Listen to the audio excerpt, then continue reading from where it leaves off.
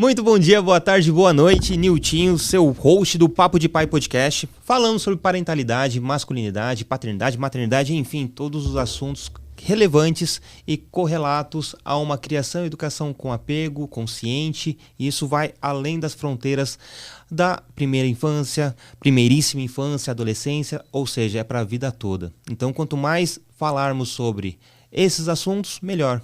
E hoje eu estou aqui com a presença ilustre de uma pessoa que eu já sou fã e quero muito que todo mundo possa conhecer. Espero que esse podcast, esse episódio, chegue a outros cantos do Brasil, quiçá do mundo, para a gente conhecer cada vez mais essa minha convidada. Eu fico fazendo essa encenação toda porque você já sabe quem tá, porque já viu na capa aqui no YouTube, no Spotify, mas ó, a minha convidada ela é uma mulher negra, trabalhadora, nordestina, mãe de 8 filhos e atualmente é professora do Núcleo de Mulheres e Territórios do INSPER, coordenadora do Movimento Sem Teto do Centro, o MSTC, e candidata a deputada estadual pelo PSB São Paulo. Ela também é coordenadora do Conselho Participativo da Região da Sé, foi membro do Conselho Municipal de Habitação e Conselho Estadual de Habitação e do Conselho também de Políticas Públicas para Mulheres de São Paulo. Suas principais bandeiras são moradia digna, antiproibicionismo e contra o encarceramento em massa, luta antirracista e feminista. Com vocês, a queridíssima Carmen Silva. Olá, bom dia. Bom dia a todos, todas as pessoas, né? Bom dia, boa tarde, boa noite, como diz o Miltinho. Carmen, seja muito bem-vinda. Obrigada. A sua história enche de emoção, é cheia de emoção, né? Você é uma nordestina, veio para São Paulo para tentar ganhar vida e principalmente para fugir de um quase possível feminicídio. Né? Você tinha agressão doméstica em casa, você saiu praticamente cedo, né? Com menos de 30 anos você veio para São Paulo. Isso. Deixando filhos lá e depois trouxe eles para cá. Então gostaria de saber como foi esse início, como era a sua vida lá no... A senhora é de... Eu sou de Salvador. De Salvador. Como era a sua vida em Salvador antes de vir para cá e que motivou realmente a sua vinda? Olhar para trás assim, não, preciso sair daqui urgentemente para tentar uma vida melhor para mim e para os meus filhos. Conte um pouquinho pra gente. Olha, eu sou filha de militar com uma empregada doméstica. Eu tinha um certo privilégio, né? Eu estudava, eu tinha uma vida, não é uma classe média, mas uma vida de uma classe de um funcionário público, e na Bahia tem muito start ser filho de ser militar, né? Eu casei cedo, né? Com uma perspectiva de que saía de um lado machista, né? Daquela coisa machista dentro de casa, patriarcal, e pensando numa falsa liberdade que, casando, eu estaria livre, sairia, ia onde eu queria, mas aí foi o contrário, foi uma falsa... Um falso pensar, né? E muitas pessoas acho que cometem isso. Acho que saindo de dentro de casa, que tendo a saída, casar, e aí termina quebrando a cara em todos os sentidos. Como mulher, principalmente, que nós mulheres nunca tivemos apoio, né? Começa com dentro de casa. O machismo, ele é assim, escancarado dentro da nossa própria casa, né? Nós mulheres, principalmente a mulher da minha geração, ela é educada para casar. Ela tem que estudar, mas é para casar, já pensando em sair de casa já para outra mão de outro macho, né? Quando eu casei sem um consentimento do meu pai, né? Meu pai não gostava, então, obviamente, eu fui excluída da família, todos os sentidos, até ter aceitação. Eu pensei que realmente eu casei com essa ilusão de que eu iria sair, de que eu podia ir para a festa, de que eu ia ter uma liberdade, e foi uma falsa ilusão. Vieram os filhos, aí aconteceu, Deus sofrer violência doméstica, uma violência muitas vezes velada, porque eu tinha vergonha para as pessoas não dizerem, principalmente a minha família, não te avisei, porque essa é a pior coisa que alguém pode fazer com outro ser humano. Quando alguém errar, ao invés de você dizer, apontar e dizer assim, eu te avisei, estava errado, tá vendo? Não, chega, olha, acabou, vamos... Tô dando um conselho, não façam isso, Porque a pior coisa é o receio que a pessoa tem de voltar derrotado. De alguém apontar que você errou, que você não ouviu alguém. Não é dessa forma que a gente vai consertar as coisas, né? E aí, quando eu vim para aqui para São Paulo, eu vim praticamente fugida. Eu sempre trabalhei, né? Eu sempre tive estudo. Lá em Salvador, eu trabalhava na área urbana. Eu trabalhava para sustentar a casa. A realidade é essa. E ainda apanhava. Eu era aquela mulher que ia para o trabalho com o olho roxo e dizia que caí da escada. A desculpa da escada. Né? A desculpa da escada. Eu sempre tive alguns apontamentos das pessoas perceberem, de saber que eu apanhava em casa, mas que eu, né, chegava com aquela desculpa. Por várias vezes eu tentei largar, mas eu também não tive o apoio. Largava ia para onde com os filhos? Eu já cansei, a casa do meu pai era uma casa muito grande. E sabe, as casas na Bahia tem aquele hall, né? Na entrada tem um jardim, tem a escada, tem um hall. A gente muitas vezes passava a noite naquele hall, eu com as crianças, e 5 horas da manhã a gente batia na porta dizendo, não, eu cheguei agora. Mas ao contrário, eu tinha dormido no hall com as crianças, né?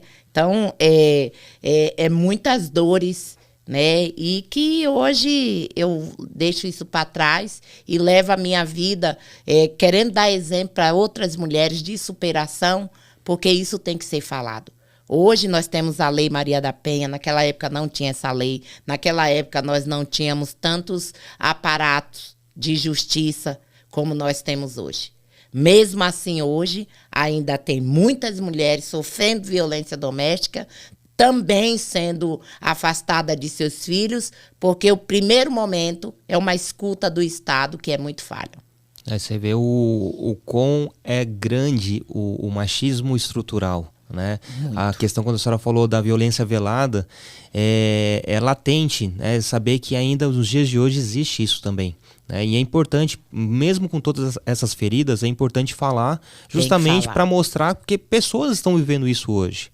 Né? Então, para poder abrir um pouco os olhos dessas pessoas, opa, existe um mundo lá fora, porque às vezes fica tão restrito aquela vida, aquele cotidiano, trabalho, casa, buscar os filhos na escola e sabe, dá para sair. Se acostuma, né? Naturaliza essa violência, porque a violência muitas vezes ela não chega a ser física, mas só a violência de você não poder fazer o que você quer, de você não se entender como um corpo de indivíduo, né? Você é uma pessoa, você é um ser. Então, outra pessoa não tem o direito de podar esse ser.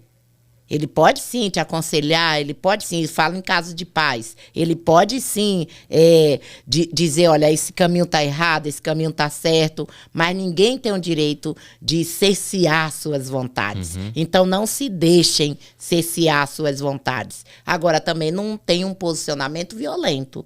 Né? Porque muitas vezes a gente também reclama da violência, mas a gente faz a réplica da violência. Essa réplica da violência é a falta do diálogo, é a falta da comunicação, a falta do entendimento, de interpretação. Né? Nós temos atitudes que a gente tem que saber interpretar, não é ir para cima toda hora, brigando, atacando. Isso não está certo também. Por mais difícil que seja, né? Por mais difícil que seja. E a sua vinda para São Paulo, como foi o início aqui? Olha, minha vinda para São Paulo, quando eu vim para aqui, eu vim com amigos. Eu vim, obviamente, tinha saído da empresa, foi logo no início do seguro-desemprego. Quando tem dinheiro, é maravilhoso, né? Mas aí a gente vai percebendo que quando a gente vem para um certo local que não é nosso, eu não digo isso nem por maldade, mas é ser humano. Nós, seres humanos, temos um momento individualista. Então, já estava incomodando, né? E sem saída, porque eu vim achando que São Paulo, com aquele apelo, aquela sedução do Eldorado, né? Cidade grande, lá tem emprego, lá tem moradia, lá tem tudo aquilo que é política pública, mas que, estando aqui ou estando em qualquer outro lugar, a falta da política pública em todos os âmbitos de direito é uma coisa que é efetiva, né? Quando eu cheguei aqui, eu me deparei com uma cidade totalmente estranha. Eu pensei que eu estava em outro país, porque o choque cultural é intenso. E eu não tinha nenhum pertencimento a São Paulo, então eu não entendia nada de São Paulo. Então, São Paulo não é aquela ilusão de chegar, vai logo de cara achar tudo, não é nada disso. Se você não vem com uma boa base, com uma estrutura, ter alguém para te receber de fato e te instruindo, te dando as dicas de onde vai, como vai, você se sente uma refugiada no seu próprio país. O que deveria nos unir e nos separa, que é a nossa cultura. Quando eu falo de cultura, eu não estou falando de arte, estou falando de costumes, estou falando de origem. Isso é muito pesado, né? Porque a gente, por mais que é um país acolhedor, voltando para São Paulo, a questão do Eldorado, isso é nítido. Eu sou de São Sebastião e a gente via na televisão quanto era uma cidade com atrativos, né? Tem atrativos. E assim, eu sempre pensei, São Paulo pode ser um dia que eu vá trabalhar, mas vou perder a qualidade de vida que eu tenho aqui em São Sebastião.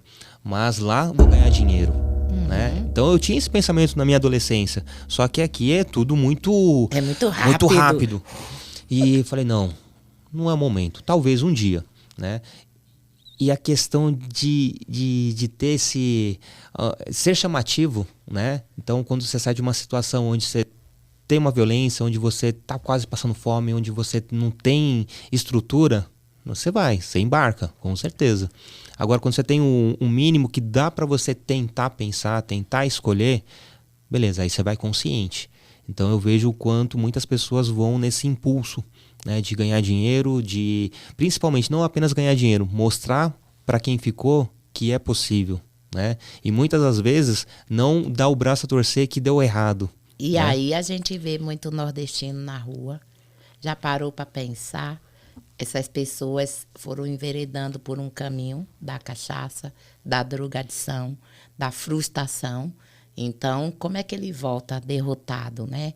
Para alguém por isso que eu falo, esse ponto acusador nosso, vamos entender quem são as pessoas, quais são seus momentos, né? Eu fui para a rua. Porque eu com aquele pensamento, eu não volto, eu tenho que vencer. Eu fui para a rua, fiquei em albergue, ali eu conheci o movimento Moradia. E aí, quando eu conheci o movimento Moradia, o que é que eu fiz? Aí eu comecei a entender. Eu não tinha pertencimento em São Paulo, não conheço nada de São Paulo. Como é que eu posso também exigir alguma coisa? Já achar emprego, já achar de cara, achar isso. Só porque eu venho com a bagagem X, não interessa. Aqui é um momento novo. Então, no movimento Moradia, eu tive a oportunidade de realmente começar a participar de audiências públicas, de conferências, de ter o entendimento da cidade, começar a discutir, de fato, a moradia como um direito, né?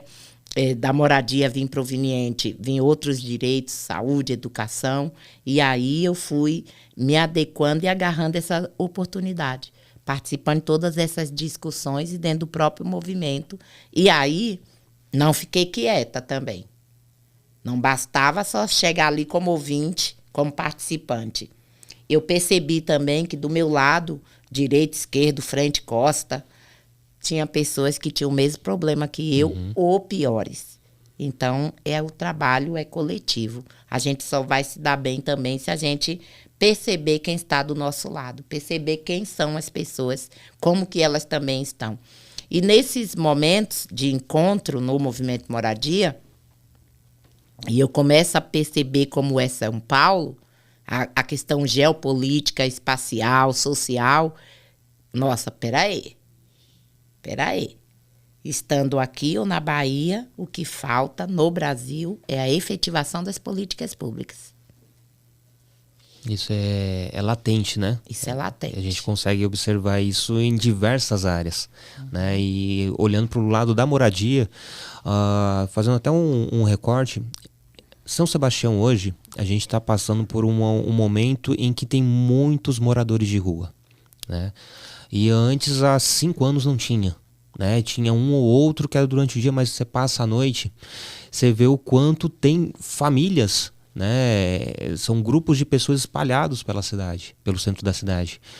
E não tem uma política pública efetiva, né? Existe lá um centro de acolhimento que é durante o dia, né? Existem ações sociais que dão suporte, mas não horrível. É apenas isso. Essa gestão dos albergues, do formato que ele é horrível.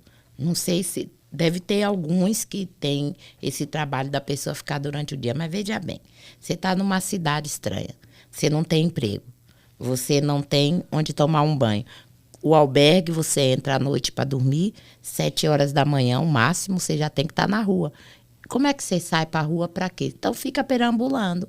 E nesse perambular, se você não tem uma cabeça boa, você vai fazer o quê? Vai se juntar em grupos que também vão para quê? Drogadição, bebidas, né? Muitas questões de prostituição.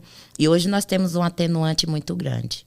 Nós temos um salário mínimo, nós temos quase 66 milhões de brasileiros que recebem a metade de um salário mínimo. O aluguel é caríssimo, a pessoa que paga aluguel não come, né? A pessoa não sabe o que fazer. Então, hoje, nós não estamos mais com aquele público de moradores em situação de rua, daquele andarilho que tinha essa opção. Ele, né? Uhum. Não, nós temos famílias inteiras. Por que será, né? Nós temos um país que nós já tínhamos vários problemas amenizados, não erradicados, mas amenizados, que é a fome. A fome volta. Uhum. Nesse momento de pandemia, muito mais, isso, né? A pandemia é uma crise que já veio trazer para a visibilidade várias outras crises. Já existia, que né? já existiam. Uhum. As mazelas nunca deixaram de existir. Sim. Eu tenho... A gente recentemente conversou com a Verônica Oliveira, do Faxina Boa. E ela conta exatamente sobre isso. Ela chegou no momento da vida dela que ou ela pagava o aluguel ou comprava comida para os filhos. Isso. Então, o quão difícil chegar nessa situação. Roupa, né? Sapato, agasalho, né? Embora a cidade de São Paulo tenha um outro fator, que são muitos locais que ainda você recebe essas doações, né? Tem doações, muito visto. Aqui a gente tem uma coisa que a gente compra roupa barata, né? Mas eu te digo, mesmo assim, quem não tem um dinheiro para alimentar, para pagar um aluguel, e o aluguel não é numa casa ampla, não. Num quarto 3x4, dividindo uma pia e um vaso sanitário com mais 30 famílias. Uma coisa que eu sempre critiquei é a forma como os programas habitacionais, eles vão se adequando a programas aleatórios e provisórios, como essa questão de bolsa aluguel, verba emergencial. Então, há uma corrida para pegar essas pessoas que estão recebendo essa verba emergencial. Então, você vê apartamentos sendo transformados em quartos, em república, para poder receber essas pessoas. Então, um dinheiro que sai, um saco sem fundo, que se esse dinheiro fosse empregado em retrofit, nesses prédios abandonados, você veio lá de São Sebastião. Você de São Sebastião para cá, até chegar aqui na capital de São Paulo, quantos imóveis e terrenos abandonados você viu? Muitos. Você imagina aqui na região central de São Paulo. Nós só precisamos retrofitar, e retrofit não como a saída que vai dar tudo certo, que é o plano que vai resolver o problema da moradia. Não é. Nós temos também que equalizar essa moradia. A moradia não pode ser feita simplesmente para receber pessoas sem ter em volta equipamentos públicos, sem ter UBS, sem ter escola, sem ter creche, sem ter trabalho. Nós temos que procurar trabalhar essas questões de políticas públicas de uma forma por território.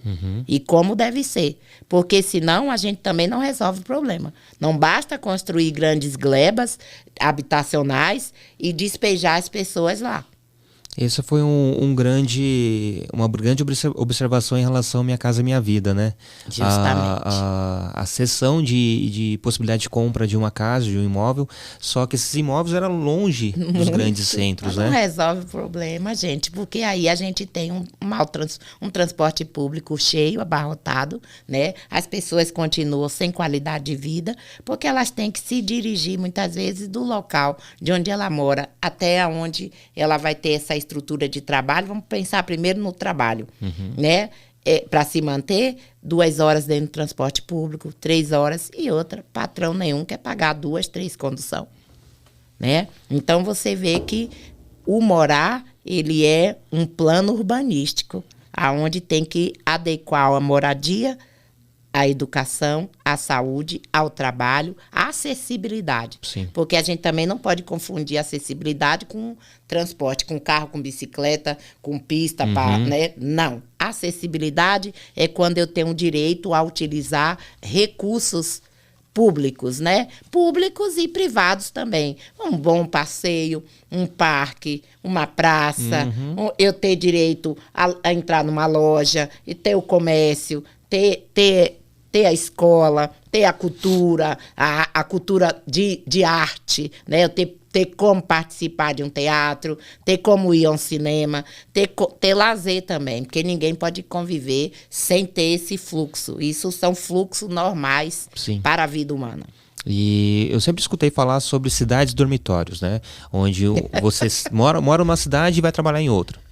Até aí entendo, mas desde que tem a situação do transporte coletivo de qualidade, é uma possibilidade que dá para se pensar, né? Mas se o transporte coletivo já é precário, você já está dificultando mais ainda a vida desse cidadão.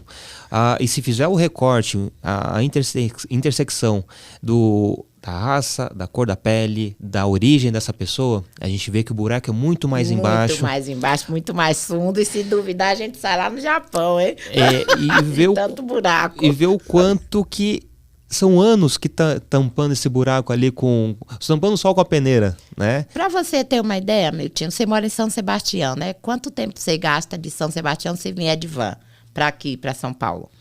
Eu acho que umas 3 horas e meia, 4 horas. 4 horas. 4 horas. Você está vindo de uma outra cidade, né? Do litoral norte, São Paulo. Sim. Aqui na Zona Leste é isso que a pessoa gasta. Se vier lá de cima do Grajaú, Palhelheiros, é isso que a pessoa gasta. Você tem mulheres, geralmente são as mulheres linha de frente de trabalho, saem 4 horas da manhã para vir chegar, para poder chegar, bater o ponto correto, né? 8 horas, 7 horas, né? Então, você vê que há essa questão da intersecção também, ela é muito, ela tá muito assim atuante, relevante. Não é que a gente discute, eu vejo pessoas falando assim que racismo é balela. Não é balela, é o que a gente sente, os piores trabalhos. E para nós mulheres ainda é pior. Nós somos quantas mulheres no Brasil inteiro, e dependendo de nossa classe, independente da nossa classe social, por mais que a gente faça os trabalhos iguais a dos homens ou até melhores, o salário é menor. Né? O salário é menor. Então, há essa desigualdade plantada, porque a desigualdade, ela é plantada. A diferença é natural, mas a desigualdade, ela é plantada. Nós temos também que botar na pauta essa interseccionalidade, sim, das nossas diferenças. As nossas diferenças, se nós soubéssemos juntar, isso seria um ponto maravilhoso. Porque diferença é nato, mas desigualdade, ela é plantada. E você sabe muito bem quem planta, né? É a questão da pirâmide de poder, né? Claro, nós temos 1%, né? Enquanto essa pirâmide tiver assim, 1%, e cá embaixo ter, né? Cá embaixo ter seus 71%. Enquanto tiver um homem branco, cis, hétero, abonado, sem deficiência, religioso, você vê o quanto... E assim, enquanto, e pelo amor de Deus, uma outra prática errada, colocar a religião, né, como religião acima de tudo. Religião é pecado, religião afasta. Falar de religião é pecado, religião afasta. Não é esse o plano do Deus, do universo, do orixá. Esse não é o plano. O plano é unir as pessoas por causa. Cada um com o seu propósito, né? Isso. E o mais importante é ver o bem comum para todos, né? Isso. Quem tem causa tem amor. Quem tem amor é o bem comum. Sim. E participando dos conselhos, participando da vida pública em relação à questão da habitação. A senhora começou a hackear o sistema por dentro. Começou a conhecer e ver as possibilidades. E como a senhora falou, não fiquei quieta. Comecei a falar e buscar conhecimento. Quando que surgiu verdadeiramente essa líder nata que a senhora é? É em relação a trazer para si, opa, vamos bater de frente. Se existe imóvel desocupado, onde tem um devedor de milhões, por que não reverter isso para a população que realmente precisa de uma moradia? Né? E uma coisa que a senhora sempre fala é que não é permanente, é provisório. Então, a partir disso, é chamar a atenção dos políticos, do poder em si, poder público, para, isso aqui precisa ser mudado. Precisa ter uma política pública visando a mudança disso, né? Automaticamente abrangendo também a questão de toda a estrutura em torno do imóvel, em torno do CEP, né? E queria saber da senhora quando surgiu realmente essa líder. Olha, eu acho que essa líder estava adormecida, né? Essa questão de vir com essa garra, com essa gana de justiça social. Quando eu comecei no movimento Moradia aqui, que aí eu percebi que quem estava do meu lado tinha os mesmos problemas, eu tive que matar um pouco do eu, porque a gente geralmente fala assim, eu preciso achar ter uma casa para mim, para meus filhos, eu preciso disso para mim, para meus filhos, para os meus. Não, é para os nossos, é conjunto, né? É difuso. Então, ali quando eu comecei a participar do movimento, das discussões do movimento, de começar a participar de audiências públicas, de conferências da cidade, eu passo a ter o entendimento que era necessário ter conhecimento, né? E o conhecimento passa por leis. Nós temos, né, a Constituição de 88, que no artigo 5º e 6º tem uma garantia de direitos. Essa garantia de direito, no Brasil é um Estado de direito sempre, né? Antes da Constituição, nós tínhamos aí várias outras convenções de Genebra, ONU, que regia isso. Que regia já isso. A própria Bíblia. Antes de tudo isso, a Bíblia. Na Bíblia, Isaías, você pegar Isaías, só fala disso. Ao homem de terra, de casa, né? Só fala disso, né? E aí, o que é que ocorre? Eu me sentia incomodada porque na época que eu entrei no movimento, eu era ainda remanescente dos mutirões da grande prefeita Erondina, certo? Não é que foi uma coisa ruim, mas os mutirões eram muito distantes, né? Era a Fazenda da Juta, o extremo leste da Zona Leste, Zona Sul, Oeste, tá? Nunca... E a região central totalmente abandonada. Então, nós começamos a contestar se a gente ia ter uma cidade pronta. O porquê morar tão longe? Porque, primeiro, a ditadura do CEP. Nós temos a ditadura do endereço, sempre tivemos. Quem mora bem tem os melhores locais e trabalho também, o patrão logo de cara já te pega. Quem mora tão distante, há uma avaliação se vai te pegar ou não. Aí já começa a ditadura do CEP, né? Então, a gente contestou e eu comecei a contestar, junto com arquitetos, junto com urbanistas. Nós temos uma cidade pronta, totalmente pronta. Como é que a gente precisa aí construir tão longe? Por que não adequar esses imóveis abandonados? Por que não adequar a moradia? Agora, é óbvio que nós, brasileiros, temos uma ilusão que o governo constrói casa e dá casa. O governo tem, sim, suas secretarias de habitação estadual, municipal, mas ele não tem esse feeling de vai construir e te dar. É ao contrário, nós também temos que ir à luta, que se não for. Então, realmente, a gente ocupou alguns imóveis abandonados, imóveis públicos, muitas vezes privado devedor de IPTU, porque nós temos um grande espólio, devedores de IPTU na cidade de São Paulo, falo da capital, se a gente for fazer no Brasil inteiro, os espólios devedores são intensos, são demais. Dá para encher 20, 30, 40 cofres, né, de dinheiros, né? Mas esses espólios devedores de IPTU são privados, muitas vezes privados. Quando nós ocupamos, esses prédios estão abandonados. Então, ocupamos por 2 motivos. Primeiro, pela necessidade das famílias que estão conosco. São famílias que estão em área de risco, são famílias moradoras de cortiço, são famílias que pagam aluguel caríssimo. Quem paga aluguel não come. Isso é desde sempre. Porque o dinheiro do aluguel você paga agora, já está devendo. Né? É um saco sem fim. Você imagina um pai de família que trabalha, né? Uma mãe que cuida de seus filhos, trabalha, recebe aquele mísero salário e tem que deixar na mão do senhorio mais de 30% do que ela ganha. Muito mais. Como é que ela come? Como é que ela veste? Como é que ela se diverte? Nós temos uma população doente pelos encargos que lhe é estabelecido. E não há essa escuta. Então, quando a gente ocupamos por isso, para fazer essa denúncia e pela necessidade das pessoas. Aí a gente vai negociando e, obviamente, o MSTC tem a prática de ocupar, e nessas ocupações já tem uma assessoria técnica. Nós não ocupamos, nossa arquitetura é a insurgente. É aquela arquitetura que a gente tem os pedreiros, a gente vai fazer a reforma, vai fazer a limpeza, mas a gente também precisa ter o ATIS, que é a assessoria técnica de interesse social. Nós precisamos ter a figura do arquiteto, do técnico, para ter o seu ART.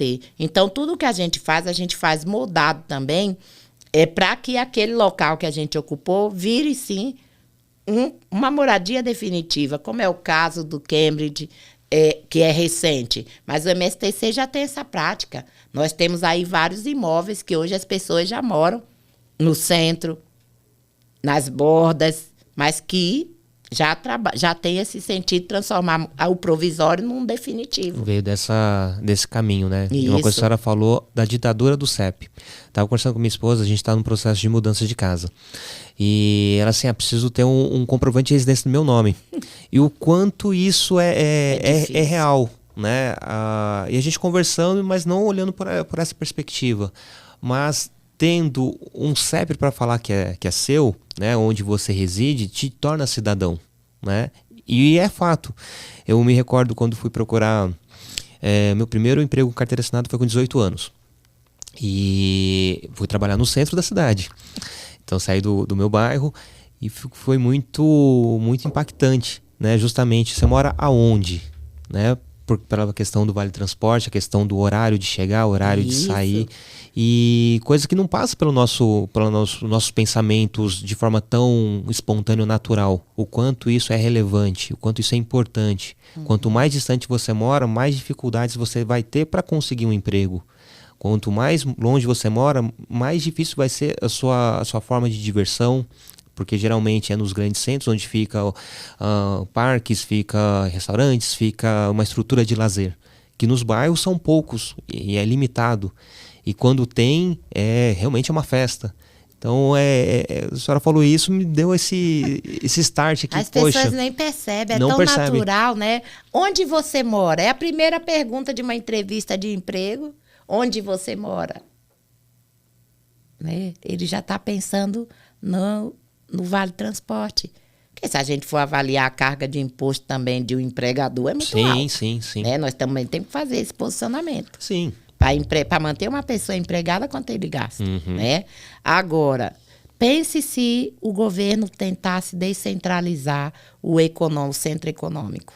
Levasse, eu vou dar um exemplo de São Paulo, a 25 de março, lá para o Grajaú. Vamos fazer mais 25 de março, vamos fazer mais feirinha da madrugada. Né? Não tem esse deslocamento econômico, por exemplo, Centro Velho de São Paulo foi deslocado para Paulista, o centro financeiro. Da Paulista ele vai para Berrini e ali vai carregando, né? Vai carregando e deixando um rastro de abandono. Agora eles estão fazendo viés. Muito com essa questão do retrofit, muitas empresas aí voltando para a região central e ao invés de agregar quem ali está, expulsa o trabalhador. Isso não é uma lógica que não dá certo. O direito à cidade, ele é compacto.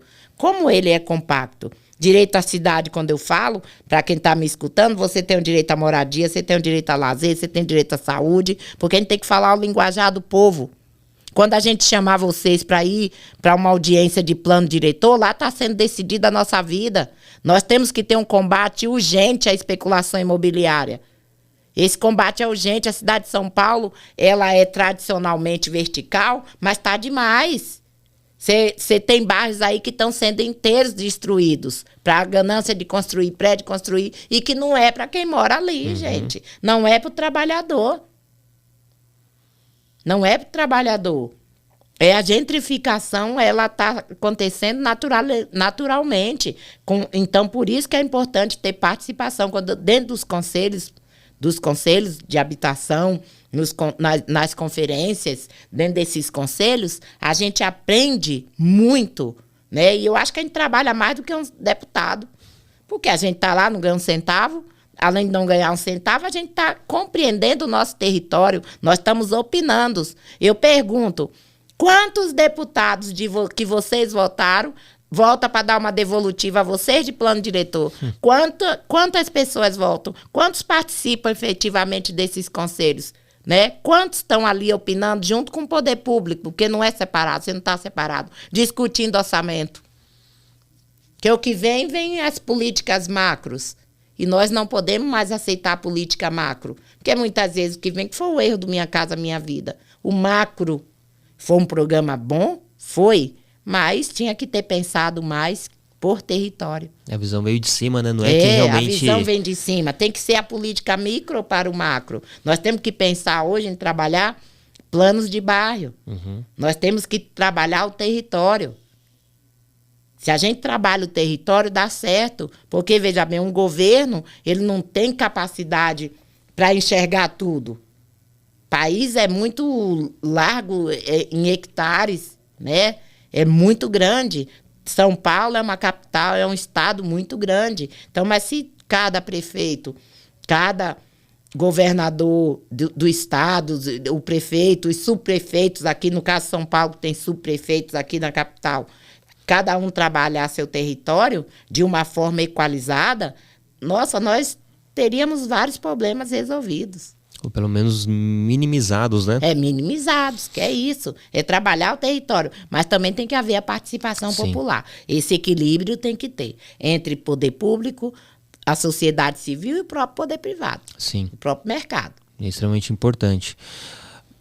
Para aquelas pessoas que veem o movimento dos sem-tetos com olhos muito de julgamento, preconceituosos, deixa muito bem claro para quem está nos assistindo e nos ouvindo a grande diferença entre ocupação e invasão. Isso é uma grande diferença. Gostaria que a senhora falasse quais essas diferenças. A diferença ela é nata. Invadir, eu vou dar aqui um exemplo que é muito duro, muito feio, né? Foi ali o Carandiru, que até hoje ninguém sabe quem morreu de verdade e quantos morreram. Aquilo é invasão.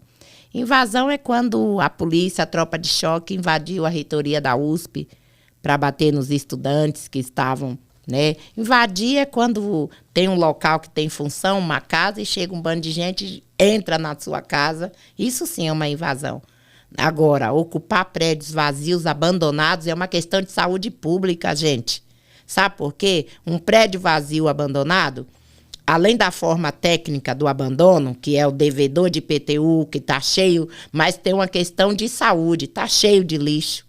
Com escorpiões, com barata, porque o alimento do escorpião é a barata, com pragas, com bacilo da tuberculose, meningite, dengue. E você que está do lado de um prédio abandonado, você está sujeito a tudo isso. Agora, olha a diferença de um movimento organizado que entra com famílias trabalhadoras, é óbvio, trabalhadores, não vamos entrar com pessoas que vão com outro estado, com outro pensar, com outra atitude. Ali é para morar, é para dar uma função social, isso é ocupar. Agora, vocês têm que conhecer, de fato, uma ocupação organizada.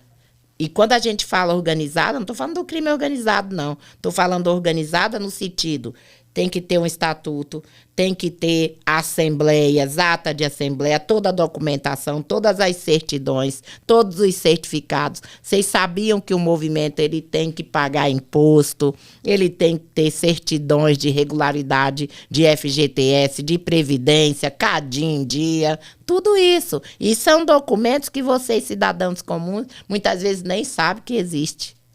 Porque nós temos que participar de editais. Para fazer gestão de moradia, participa de edital. E se você não tiver sua vida civil, jurídica em dia, não pode fazer nada.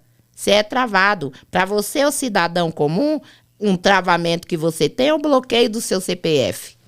Se você tiver o seu CPF bloqueado, sua vida não movimenta em nada. A mesma coisa é de um CNPJ, é de um estatuto. E quando os filhos da senhora vieram para São Paulo? A senhora já estava na ocupação 9 de julho. 9 de julho. Nós ocupamos a 9 de julho de 1997. Em novembro de 97, meus filhos vieram 3 anos depois.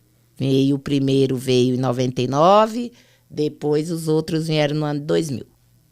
E desde então começaram a estruturar a vida de vocês. Isso, aí a minha vida começa a estruturar, né? Aí eu já tô lutando para estar com meus filhos e fazendo a luta junto. E eles compreendendo onde estavam. Porque para não chegar com a ilusão que minha mãe tá rica, minha mãe tá isso, minha mãe é dona disso, daquilo, não. Vamos lutar juntos. Isso aqui é uma ocupação, foi graças aqui que eu tô conseguindo trazer vocês. E aí, eu, como mãe de 8, eu tinha uma grande frustração. Poxa, eu só vou trabalhar para dar comida a meus filhos, para isso, para aquilo. Eles têm que arrumar trabalho, têm que estudar e papau. Eu nunca pensei que meus filhos iriam para uma faculdade. Porque eu me via frustrada, porque eu não tinha dinheiro para isso. Faculdade, na época, era caro. E aí me vem o ProUni, graças a todo mundo, a Deus, orixás, a quem projetou. E aí eu consigo que meus filhos vá para a faculdade. Quem quis ir foi, quem não quis, porque como mãe também, eu aprendi que eu não podia cometer o mesmo erro do qual eu, fui forjada a casar cedo. E a liberdade dos meus filhos filho, ele tem que ter liberdade. Não excessiva, obviamente que pai e mãe é para orientar, né? Mas eles têm um caminho. Chega um certo tempo, cada um tem o seu caminho. E nesse caminho, a gente muitas vezes não consegue interferir, porque todo mundo tem o seu tempo para viver.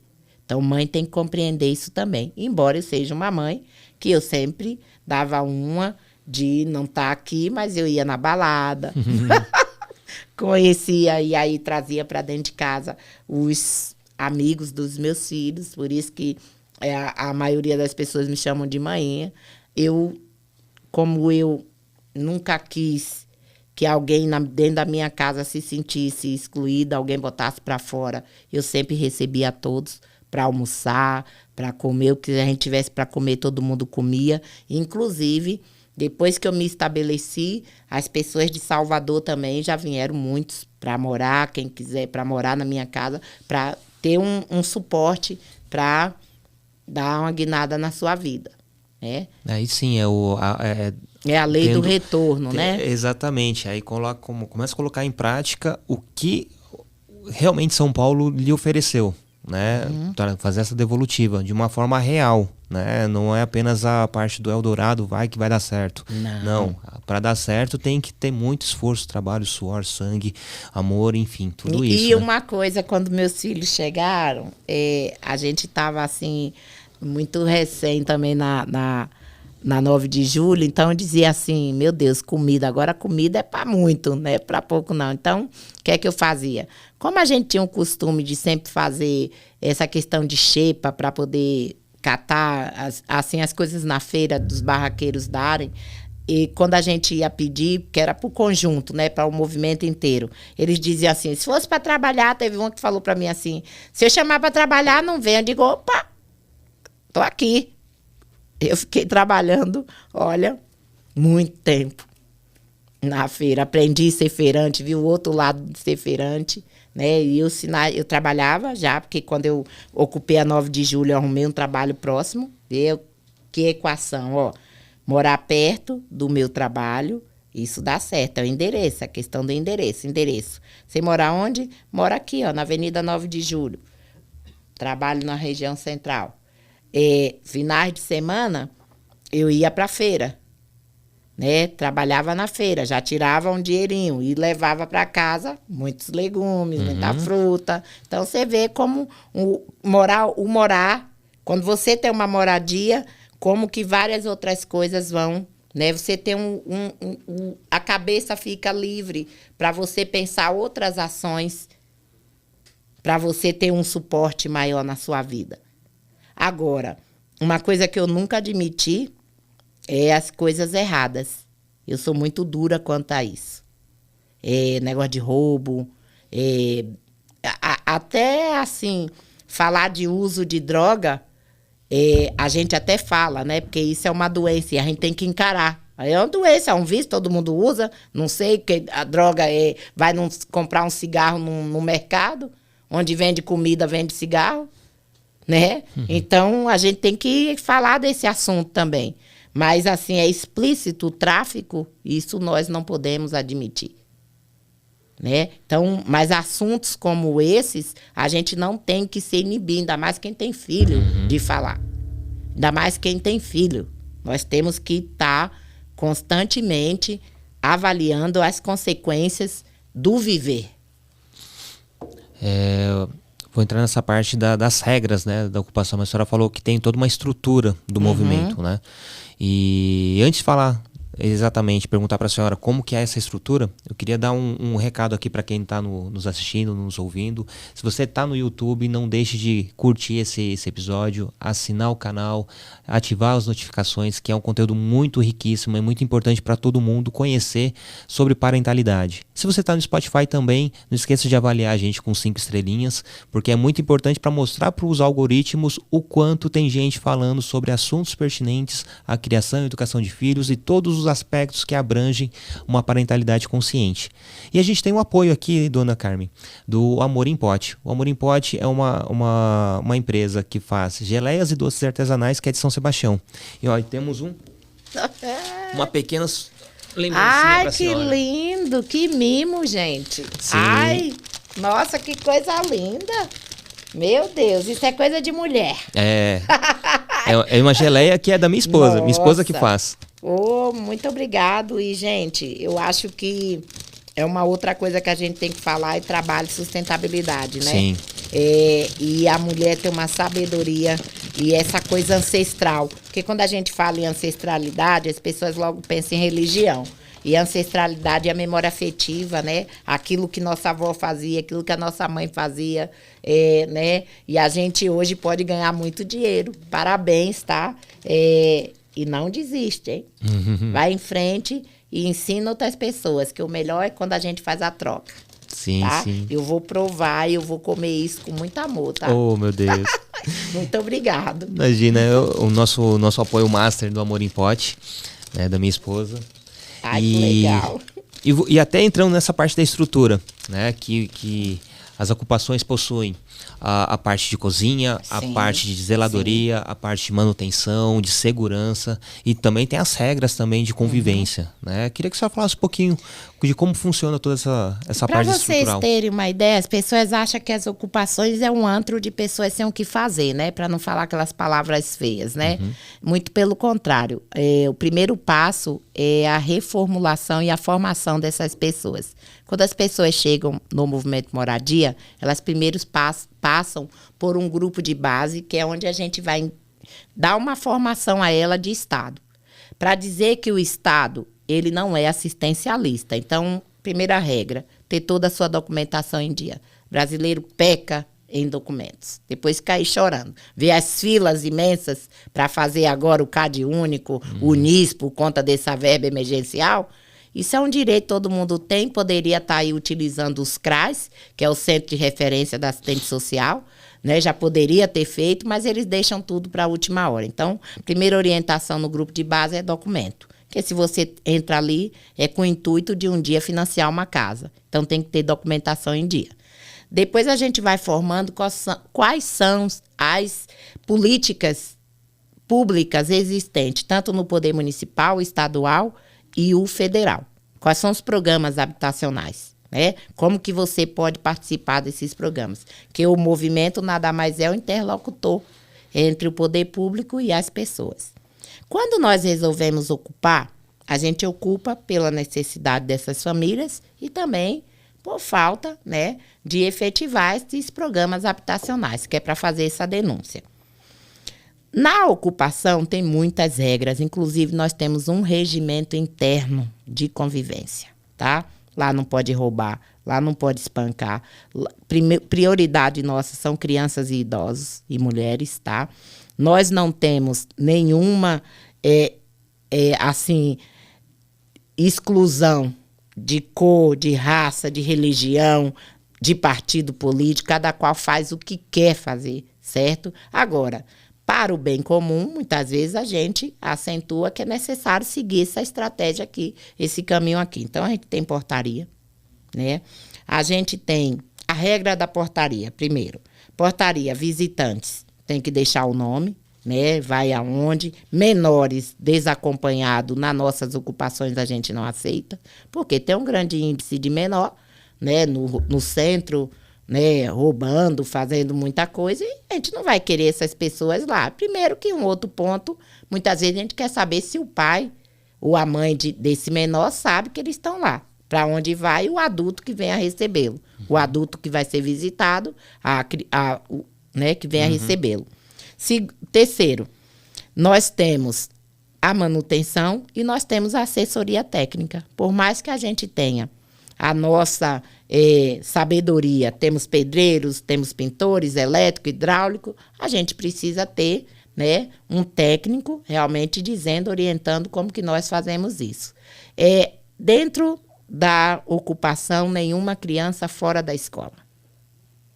Nenhum adolescente fora de escola. A UBS, lá dentro, todos cadastrados na UBS, visitas das agentes de saúde, todo mês o médico com consulta, todas as vacinas em dias, né? E a gente também, enquanto movimento, faz várias parcerias com academias. Então, nós temos bolsista, temos várias bolsas de faculdade, metodista, colégio equipe, essa escola da cidade, INSPE. Nós temos vários trabalhos que é justamente, temos cursinho pré-vestibular da Uniafro dentro da ocupação.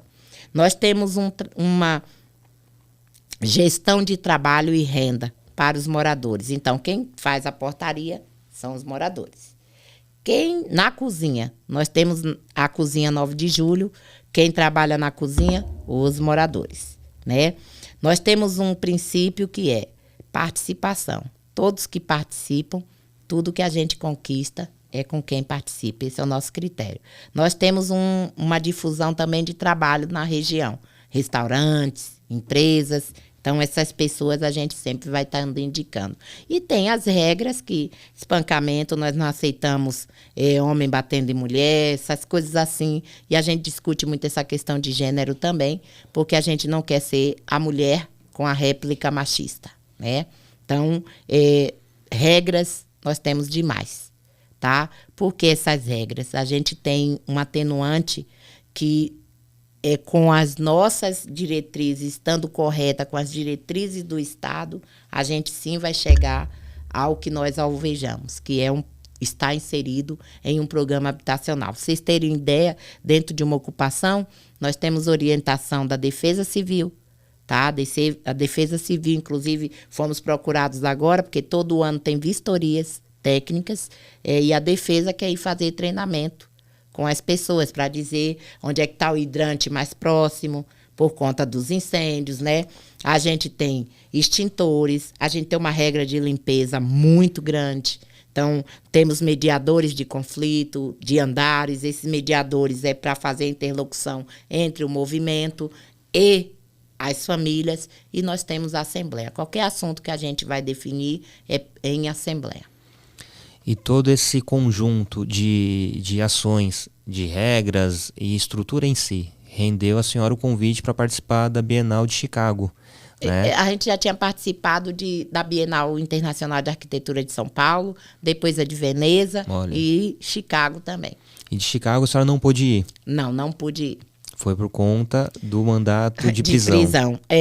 Quando foi o momento que foi criminalizado 2018, os movimentos? Sempre foram, né? Só que agora nós temos aí as mídias alternativas e a gente traduz uma abertura, porque antigamente, com esse medo, esse reflexo dessa criminalização, a gente tinha coragem de abrir o prédio, botar a pessoa para morar, mas a gente ao mesmo tempo se trancava, né? Então agora não, agora a gente abre os prédios para a sociedade. A sociedade, porque com essa abertura a gente se conhece, né? Também hoje tem uma mídia aí que quando a mídia oficial está aí, né, nos rotulando, imediatamente a gente tem a mídia alternativa, tem um celular para desmentir e hoje tem uma maior abertura de discussão da cidade, né, do urbanismo. No ano de 2018, Vocês se lembram que houve aquela queda do prédio Wilton Paz, ali no Largo do Paissandu. Nós não tínhamos nada a ver com aquele movimento. Isso se era um movimento, né? Que, infelizmente, as nossas bandeiras de luta, muitas pessoas ocupam com outros fins. Realmente de explorar as pessoas, né? Não tem um fundamento, né? Não tem começa com uma síntese, porque o movimento ele ocupa para denunciar, mas a gente está plenamente no dia a dia negociando com o governo, participando efetivamente. Quando o movimento ele é organizado, ele participa efetivamente junto ao poder público, dentro do Conselho Municipal de Habitação, ele está dentro do Conselho de Segurança Pública, ele está dentro de todos os conselhos, porque ele tem que ser validado. Um movimento organizado, ele não é indicado, não é só colocar uma bandeira e dizer que é movimento. Não, ele tem que estar nesses espaços de discussão com o poder público, apontando algumas coisas, mas também levando proposta. E essas propostas a gente só pode discutir no conjunto, tá? E no ano de 2018, quando esse prédio caiu, em 2019 nós tivemos a prisão decretada, 19 lideranças. Eu tive meus filhos presos, Preta Ferreira, Sidney, né, minha filha pastora, Liliane, também ficou com pedido de prisão, minha nora, que eu não tenho. Então, era uma questão política, foi uma prisão política. E a gente afirma que é política, porque primeiro você tem que investigar quem é quem, né? Nós temos também, por isso que a gente tem que parar para pensar nessa questão dessas prisões preventivas, gente. Né? Por uma carta anônima, quantas pessoas estão aí no encarceramento em massa, sem julgamento, sem nada, de uma prisão preventiva? Nós sentimos isso na pele. Não nos deram o direito naquele momento de resposta. E olha que todo esse apontamento daquelas dificuldades com aquele prédio que caiu, a gente já vinha apontando para a prefeitura. Nós já vínhamos, a própria prefeitura, o prédio caiu em maio de 2018. Mesmo maio de 2018, ainda era vivo o Bruno Covas, ele lança uma resolução 353 que todas as ocupações tinham que fazer ações mitigadoras para prevenir risco, junto com a Defesa Civil. Criou um grupo de trabalho com Defesa Civil, Ministério Público, Prefeitura, movimentos sociais, e nós estávamos lá, participando efetivamente. Há um decreto municipal dizendo que todas as ocupações o movimento é responsável pela ação mitigadora. Que é isso? Colocar extintores, tudo que mitigue risco, né? Não ter fio exposto, colocar medidores de energia, tudo certo. Então, como que podem nos acusar de estar extorquindo? Um condomínio em São Paulo, o mínimo é R$700. Nós temos uma contribuição de R$220, contribuição essa que é para pagar assistente social, porque também nós temos o trabalho técnico-social, o administrativo, portaria e todas as áreas externas, reformas, tudo isso é com esse dia de R$220, acordado em assembleia. Então, esse é o motivo da prisão, dizendo que a gente anda extorquindo. Você vê o quanto vai contra tudo isso que a senhora acredita que o movimento faz. E uma coisa que me chamou a atenção é que existem outros movimentos, às vezes nem movimentos, né? Um juntado de pessoas que realmente vão até inicialmente com o mesmo propósito, mas que se desvirtua, né? É que lá sempre aparece um espertalhão, porque a família que ocupa, que tá lá, é porque foi pela necessidade, não quer estar na rua, né? Então, às vezes aparece alguém que se auto-intitula liderança e que está fazendo o que está acontecendo, mas é com outro intuito, né? E isso a gente sempre alertou, né, a prefeitura. A gente tem esse espaço para discutir isso na prefeitura. Justamente, o espaço é o Conselho Municipal de Habitação. Todas as políticas que foram desenvolvidas, todos os programas que foram desenvolvidos a nível de habitação na capital de São Paulo, tem a participação do Conselho, dos conselheiros. E metade desses conselheiros, um percentual desses conselheiros é pela sociedade civil. Há votos, há votação. tem que aprender a participar desses conselhos. Mas nós temos um problema também muito grande, que as próprias secretarias não se conversam. O que uma secretaria decreta, a outra não conhece, né? E eu falo isso de outros setores também, né? Outros setores de segurança também. E a questão da participação da sociedade nesses conselhos tem que partir da gente. Claro, né? cobrem. Porque... E cobrem. Não eleja um conselheiro, seja o tutelar. Conselheiro tutelar não é feito para tomar filho de ninguém. Sim. É para garantir direitos, é para agir em pró, em defesa, né? E o Conselho de Habitação é justamente para isso, é para discutir formas de moradia, é para, às vezes, implantar programas, né, no município. Então, cobrem também. Cobrem. Um conselheiro tem o mesmo peso de um parlamentar. Sim.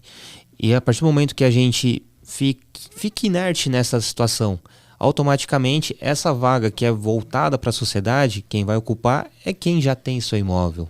E quando vem uma pauta que vamos abrir para a população de rua uma política pública, não, isso aqui vai cair o preço do meu imóvel no centro. Então tem que partir da gente ocupar esses espaços para não deixar essa posição de poder para quem já tem o poder. Né? Então tem que ramificar, tem que horizontalizar tudo isso. Né? E a questão da ocupação 9 de julho é um prédio do INSS, né? Era do INSS, já foi repassado para a prefeitura, do IPREM para a prefeitura.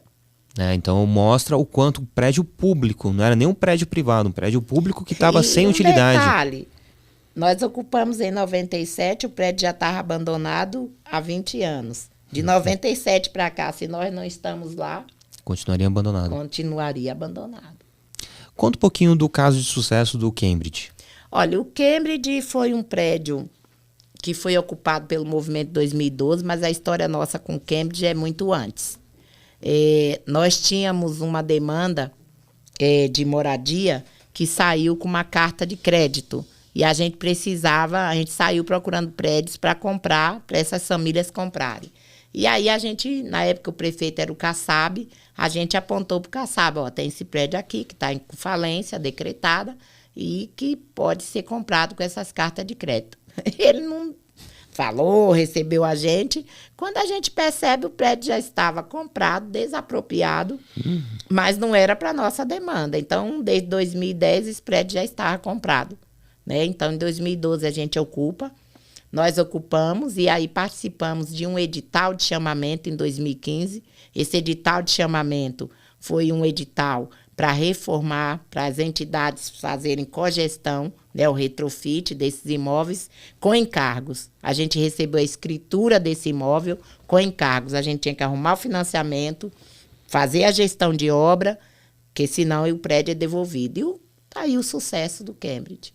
Uma obra com dinheiro público, né, entre uma parceria entre poder público e o movimento, e, óbvio, uma construtora, e está aí, sucesso, uma obra limpa, que a gente já está entregando.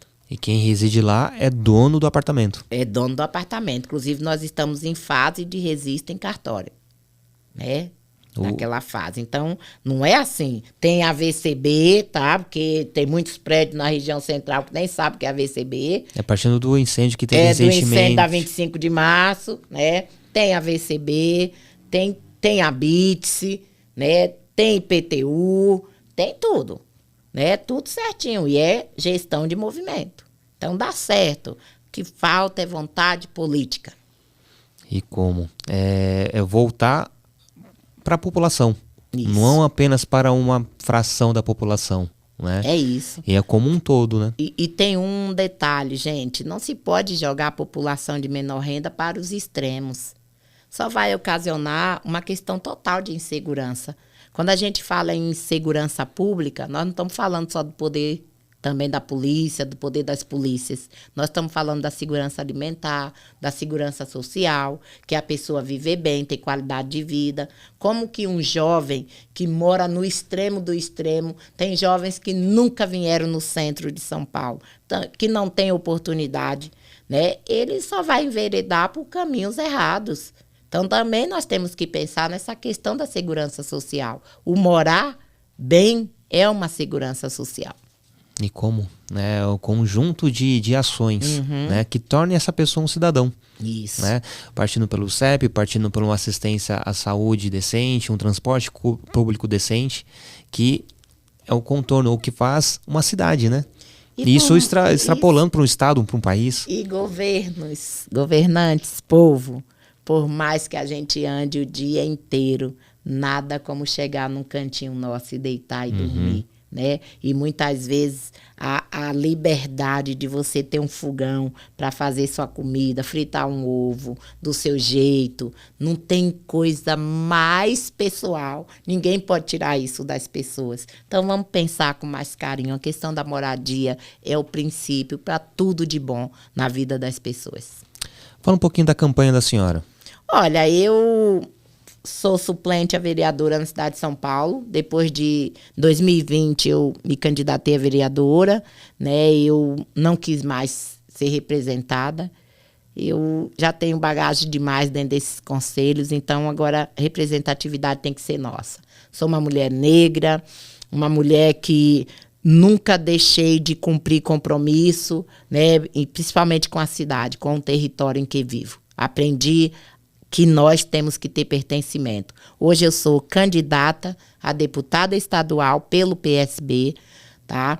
E a minha candidatura, falo, não é para meu ego, eu estou me colocando como uma representante. É um projeto político para que a gente atue de forma dinâmica e com um coletivo, para um grupo, né, para a cidade. Porque um gestor público, ele tem que se disponibilizar para a cidade. A minha candidatura não é para meu ego, é para, de fato, ser representante das minhas, dos meus, né, e forjadas aí em lutas que são reais, de vivência e de resistência. Isso é o mais importante, né? Tem conhecimento de causa para poder lutar pela causa. É isso. Não é simplesmente eu sou a favor dessa bandeira, vou representar vocês. Não. Né? Vou dar um Google e vou ver o que é. Não, é vivência, é com coração, é com amor. É conhecendo o território, é conhecendo as falhas, o que é que pode se adequar. Não estou aqui para resolver o problema do mundo, isso é irreal, isso não é verdadeiro, né? Vou pedir um emprego, vou dar emprego. Nós não temos esse poder, essa direção. O que nós podemos sim, projetos de lei, estudar o território e estar ali com outros, auxiliando os governantes. E muita gente que está saindo da faculdade de arquitetura e urbanismo não tem o conhecimento que a senhora tem de vivência, né? Olha, eu digo que a melhor quebra de paradigma que o movimento teve foi com as academias de arquitetura, né? É fundamental o arquiteto. A arquitetura é para a vida, gente. A arquitetura, ela é quem denomina o viver de uma cidade. A arquitetura eu incentivo muito, né? Eu acho que é uma troca, é a teoria com a prática. É tanto que eu faço também pós em urbanismo, né, social no INSPER. Eu quero estudar as cidades porque isso me atrai. Eu já sou uma urbanista por prática, né, mas eu quero estudar os fundamentos, as leis, os exemplos, né, trazer, porque a gente tem que ter essa troca. O urbanismo, ele é social, a moradia é só um eixo dentro da urbanicidade. A urbanicidade é tudo isso, quando o cidadão tem o direito a ter tudo que uma cidade pode prover para ela. Bom. Dona Carmen, a gente já está começando a encaminhar para o final do nosso episódio, mas de antemão já fico muito feliz de ter a senhora aqui com a gente. E eu queria pedir uma indicação de uma série, de um livro, de alguém, enfim, para as pessoas poderem conhecer um conteúdo que seja relevante, que a senhora entenda como relevante, que quer passar isso para as outras pessoas. Olha, eu não descarto, é antigo, mas olha, As Veias Abertas da América Latina. Leiam esse livro, gente. Leia esse livro, leia esse trajeto que o Che Guevara fez na América Latina inteira. E você aí vai aprender. Vai aprender não, você vai se tocar, né, como que a gente vive um separatismo na nossa América do Sul, América Latina bobo, que se a gente se junta, a gente é uma potência, né? Tá? E série tem várias. Eu sou muito de série, não, porque eu não gosto muito, não tenho tempo muito de TV. Agora, tem várias séries boas, né? Por exemplo, Black, que conta o início da história do fascismo. Tá na 6ª temporada. Onde? Netflix? No Netflix. Tá, Black King, não, tá na 6ª temporada, gente. São de história da Irlanda, dos ciganos, e aí você vem acompanhando, vai chegando, a última temporada vai chegar em Hitler. Bom, vou procurar direitinho e coloco também na nossa descrição. Se a senhora pudesse indicar um pai, uma mãe, uma pessoa para poder conversar aqui com a gente. Um pai e uma mãe para conversar com vocês. Poxa, tem muitas. Mas eu queria trazer aqui uma mãe guerreira, uma mulher do povo, que é da sua área. Nós temos que trazer o pessoal das Mães de Maio. Sim, Traz legal. uma delas. Né? Por exemplo, aqui a de Osasco. Hoje, inclusive, ela está fazendo um almoço e vai ser a exumação do corpo do filho, né? Contar o sofrimento que é perder um filho para o Estado, né? Uma bala achada, que a bala nunca é perdida, né? Que é a Zilda, aqui uma das mães de filhos que o Estado tirou a vida. Ótimo. Tá? Vou... Aqui de Osasco, tá? Tá, depois eu pego contato com a Tá senhora, certo. a gente vai se approach. A Isa? A gente vai se approach, sim. Tá. E eu costumo pedir uma cápsula do tempo, que a maioria dos pais e mães que vêm conversar com a gente, os filhos são pequenos. Mas a senhora já é avó. Agora já você né? bisa. Beijo a Deus. Uma mensagem real, né, para os seus filhos. Né, o quão é importante, não apenas para os seus filhos, porque todo mundo na comunidade em si, que lhe conhece, tem esse respeito e esse carinho como mãe. Né? Então, uma mensagem para os seus filhos e para outras pessoas também. Bem, eu sempre fui mãe e pai dos meus filhos, né? Sou uma mãe solo, sou solo, mesmo eles tendo pai, eu sou solo, porque sempre ficou a responsabilidade para mim. E muitas mães também devem ter esse mesmo conceito. Né? Que a gente fala, moro com meu marido, tal, mas é a mãe que cuida, então é a mãe solo de toda forma. Né? E assim, eu aprendi com meus filhos e a respeitá-los também. Tem divergência, temos, porque mãe está sempre querendo ser inserida na vida dos filhos, mas eu compreendo também que o filho nasce de nós, mas o filho não é para nós, é para a vida. Então, mães, deixem seus filhos também ter liberdade, né? Agora, é uma liberdade que você também está cerceando. Você tem que acompanhar, você tem que auxiliar, você tem que brigar na hora certa. E uma coisa que eu sempre fiz, inclusive, até o Somebody Love, que é uma casa de show na Bela Vista, lá no Bexiga, o que é que eu fazia? Eu sempre ia atrás, dava um jeitinho de saber onde é que eles estavam. Eu sempre ia atrás. E lá eu terminava ficando também. Então, acompanhe seus filhos.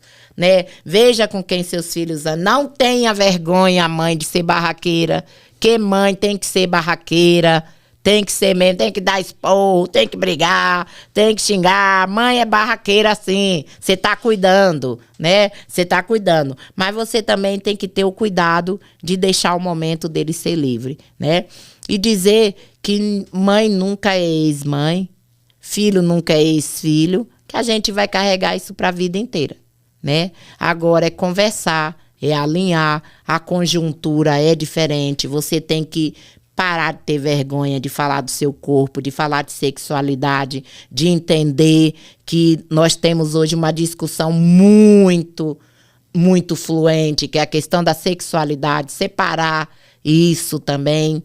Isso não influi em caráter, isso não influi em índole. Né? Caráter e índole não se mede por sexualidade, não se mede por cor, não se mede por religião. Tem um filho do candomblé, tem uma filha do candomblé, tem uma filha pastora, né? E é essa mescla que é isso que é o importante, é viver. é viver. Gosto de balada, vou pro samba com meus filhos. Faz 1 ano que eu perdi uma filha, né? E essa minha filha, ela era a expressão da alegria, o sorriso, né? Tem hora que a gente, como mãe, se frustra, fica decepcionada, tá me envergonhando, aquelas palavras que mãe fala, mas isso é natural. Seja você mesmo, em todos os sentidos. Maravilha. Eu conversei com a Preta nessas tratativas de conversar com a senhora. E que pessoa amigável, coração gigante. É doida, grita, barraqueira também.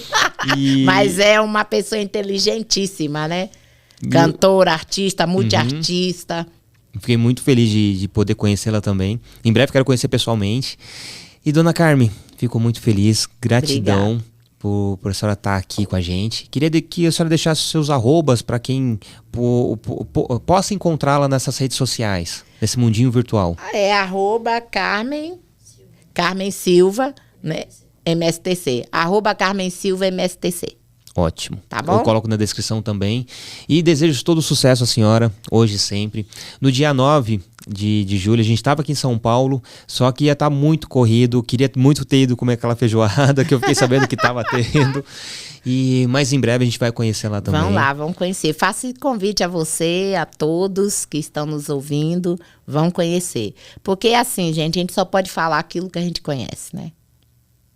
Bem isso. A gente fala para nossos filhos assim, quando não querem comer, mas você precisa experimentar para você falar se gosta ou não gosta. Isso. Então, basicamente é isso. A vida é isso, né? Experimente. Você aí vai ter 2 lados, é seu direito, né, de escolha. Gratidão, fico muito feliz. Eu que sou grata. E vocês que chegaram até aqui, passem lá no perfil da Carmen Silva, deixem um alô, coraçãozinho, e muito obrigado a todos. Beijão grande no coração, tamo junto e até a próxima.